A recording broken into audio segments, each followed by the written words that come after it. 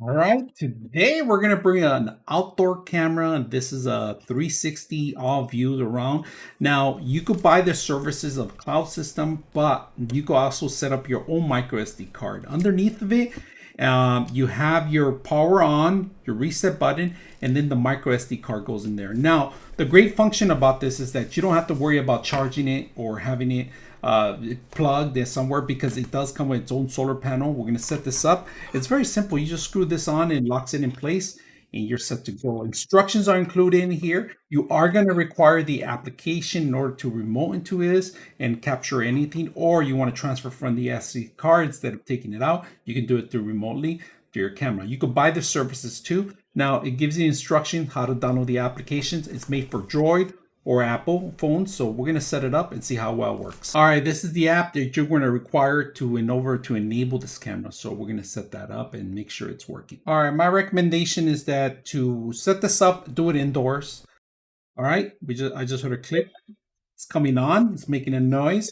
It's going to start looking for the actual connection, and that's where you actually have to get your phone, and you got to say add new camera. All right, that's very important for you guys.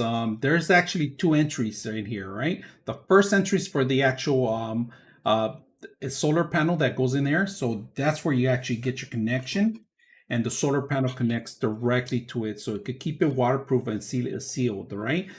All right, let's take a look at some of the features on the camera itself. The camera has really good access that you can do, and you can move around the camera. So let's go ahead and take the remote on the camera. I'm going to show you guys the camera features. So right now it's doing motion detecting. Then right now some of my cameras are actually giving you some live feed.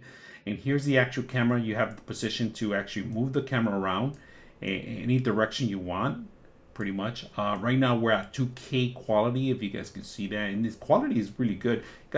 You could talk to anybody on the other end. You could turn on silences. You could turn on the audio so you can listen into what's going on the other end. And then there's more. There's more. There's white light, sleep, and so forth. The features I like about that, you could add your library, and they do have a cloud system, or like I said, if you have your own micro SD card, you'll be able to install it in here. The camera's going to keep detecting any kind of movement in there.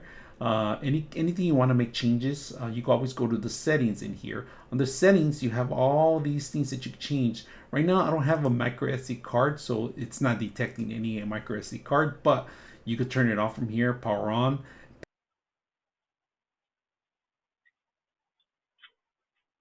All right, we're gonna fill this through the day. It's getting a little dark right now. We're gonna come back in a couple of hours and come back and see how well I hear it and I see it. So we're gonna test it out one more time at night and come back to you. So this is the camera at night. You're able to see it pretty good.